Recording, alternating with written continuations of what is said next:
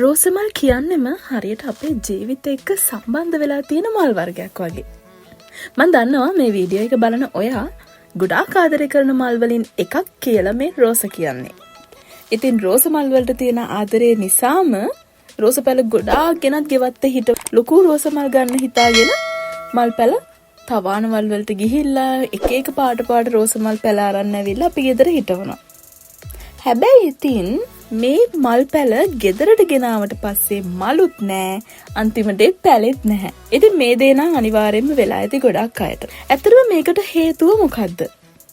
මේකට හේතුව තමයි අපි රෝස පැලයකට සාත්තු කරන්න ඕන හරිම විදිය නොදන්නාකම. ඒ වගේම තමයි නිවැරදිව පොහොර වර්ගයන් එකතු කරන්න අපි ඇත්තටම දන්නේ නැහැ. මොකද විවිධ වර්ධන අවදීන් වල රෝස පැලවලටත් එක් පොහොර වර්ග තියෙනවා. ඉතින් මේවා අපි નિયમિત මාත්‍රාවල් වලට අනිවාර්යයෙන්ම එකතු කරන්න ඕනේ. හරි විදියට මේන්ටේන් කරගෙන යන නිසා තමයි ලස්සන ලොකු රෝස මල් පැල තවානවල් වල විතරක් තිබිලා අපේ ගෙදර ගෙනාවහම මේ මල් මොනවත්ම නැත්තේ. මේ මල් පැලත් නැහැ අන්තිමට ඒ පැලෙත් නැහැ.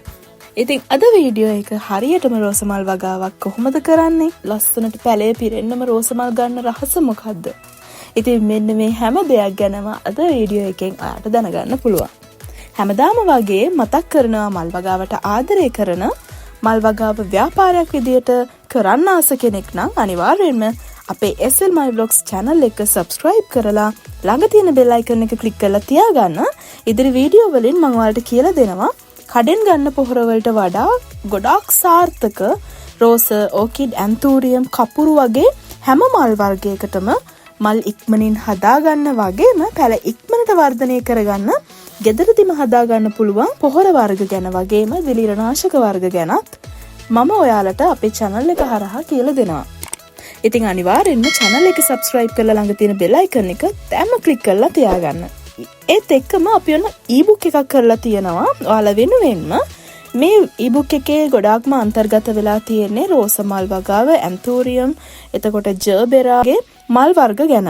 ඉතින් ඒ පොතේ සඳහන් කරලා තියෙනවා පොහොර වර්ග මේ එක් මල් වර්ග වලට එකතු කරන්න ඕන. ඒ වගේම දිලීර ආසාදන වලට විසඳුම් ගොඩාක් සඳහන් කරලා තියෙනවා. ඉතින් මේ e-book එක ගන්න කැමති කෙනෙක් ඉන්නවා නම් මෙන්න මේ WhatsApp නම්බර් එකට මැසේජ් එකක් දාලා ඔයාට පුළුවන් e-book එක මිලදී ගන්න. ඉතින් ඒ මතක් කිරීමත් එක්ක අද අපි යමු අපේ වීඩියෝ එකට. මුලින්ම අපි බලමු කඩෙන් ගන්න රෝස පැලයක් අපි කොහොමද නිවැරදිව පොට් කරගන්නේ කොහොමද කියලා. ඉතින් රෝස පැලේ වර්ධනයට බලපාන ප්‍රධානම සාධකයක් විදියට පැලය පොට් කරද්දී අපි එකතු කරන මාධ්‍ය මිශ්‍රණය ගොඩාක් වැදගත් වෙනවා. අපි බලමු රෝස වගාවකට සුදුසු වගා මාධ්‍ය හරියටම හදාගන්නේ කොහොමද කියලා. ඔයාලා දැකලා ඇති මෙන්න මේ වගේ රෝස පැල තවන් දාලා තියෙන්නේ රතු පාට මැටි පසක. ඉතින් අපි මේ පැල පොට් කරද්දී මාධ්‍ය මිශ්‍රණයේ විදියට රතු පස් භාවිතා කරනවා නම් ගොඩක් හොඳයි. හැබැයි මේ පස් වර්ග හැම ප්‍රදේශයකම හොයාගන්න අමාරුයි. ඉතින් මෙන්න මේ සඳහා විසඳුමක් විදියට මාධ්‍ය මිශ්‍රණයට අපිට එකතු කරන්න පුළුවන් සාමාන්‍ය මතු පිටපස් කොටස් එකක්, රළු වැලි කොටස් එකක්, කොම්පෝස්ට් පොහොර කොටස් භාගයක්, ගොම පොහොර කොටස් භාගයක්. ඒ වගේම අනිවාර්යෙන්ම කරදහය කොටස් භාගයකුත් මාධ්‍ය මිශ්‍රණයට එකතු කරගන්න මතක තියාගන්න. ඉතින් මේ කරදහය කියලා කියන්නේ මගේ වීඩියෝස් නිතරම බලන කෙනෙක්ට නම් නුහුරු දෙයක්, නුහුරු වචනයක් නෙවෙයි. මොකද මං ඕකිඩ්, ඇන්තූරියම් වගාවන් වලටත් ගොඩාක් එකතු කරනවා කරදහය. මේකෙන් වෙන්නේ පැලයට එන දිලීර ආසාදන. ඒ කියන්නේ පසෙන් එන දිලීර නැති කරන්න මේ කරදහය වලට පුළුවන්. ඒ වගේම කරදහය වල පොටෑෂ් කියන සංඝටකය අන්තර්ගත වෙලා තියෙන නිසා මල් හට ගන්නත් උදව්වක් වෙනවා. මේවා ඕනිම පොහොර බඩු කඩේකින් ඔයාට ගන්න පුළුවන්.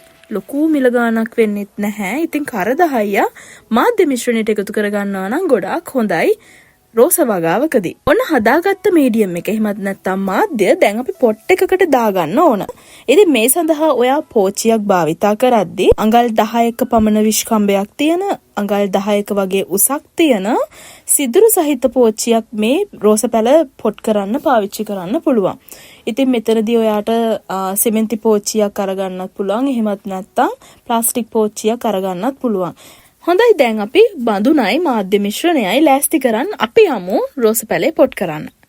මුලින්ම කුඩා ගඩොල් කෑලි ටිකක් පොට් එක අඩියට දාගන්න ඕනේ. ඒ කියන්නේ පොට් එකේ සිදුරු උඩින් තමයි ගඩොල් කැබලි තියාගන්න ඕනේ. ඉතින් මේ වගේ ගඩොල් කැබලි අපි තියාගන්නේ පොට් එක යටින්. අපි එකපාරම මාධ්‍ය මිශ්‍රණය දැම්මොත් ඒ පෝච්චියේ තියෙන සිදුරු ටික මාධ්‍ය මිශ්‍රණයෙන් වැහෙනවා.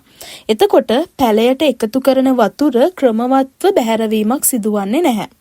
මෙන්න මේ නිසා තමයි මේ වගේ ලොකු ගඩොල් කැට පෝච්චිය යට අඩියට එකතු කරන්නේ. ඊට පස්සේ මිශ්‍ර කරගත්ත මාධ්‍ය මිශ්‍රණයෙන් මේ පොට් එක පුරව ගන්න ඕනේ. මෙන්න මේ වගේ 3න් 1ක ප්‍රමාණයක් තමයි මුලින්ම අපි මාධ්‍ය මිශ්‍රණයෙන් මේ පෝච්චිය පුරව ගන්න. ඊට පස්සේ අර අපි පැල තවාණෙන් අරගෙන ආව රෝස පැලය මේ මාධ්‍ය එකතු කරගත්ත පොට් එක උඩින් තියා ගන්නවා.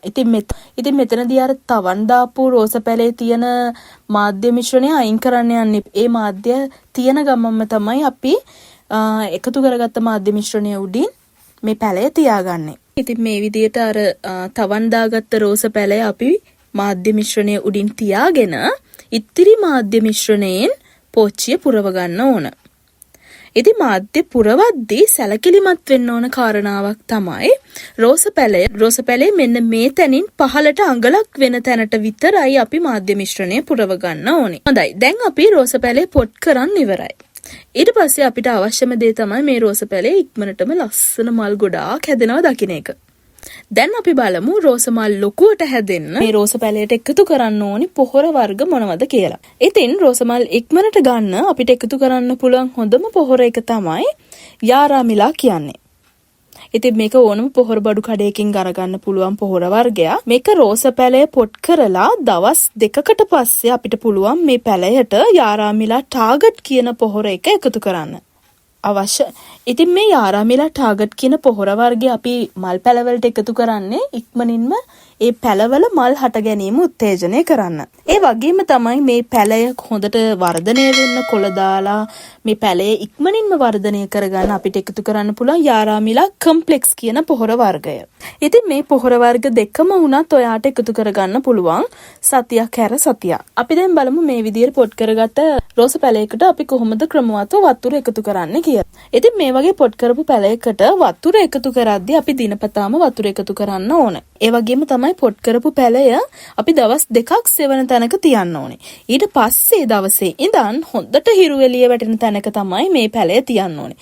මොකද රෝස කියලා කියන්නේ හිරු එළිය අවශ්‍යම මල් වර්ගයක්.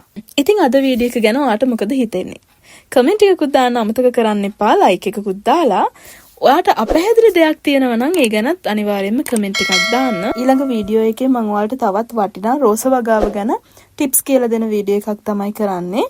ඒකෙදී රෝස කප්පාදුවෙන් කොහොමද අපි මල් ගොඩාක් හදා කියන දේ වගේම කඩේ පොහොර නැතුව කඩෙන් ගන්න පොහොර වර්ග නැතුව අපිට මල් ඉක්මනින්ම හදා ගන්න පුළුවන් ක්‍රමයකුත් මම මේ වීඩියෝ එකෙන් කියලා දෙන්නම්.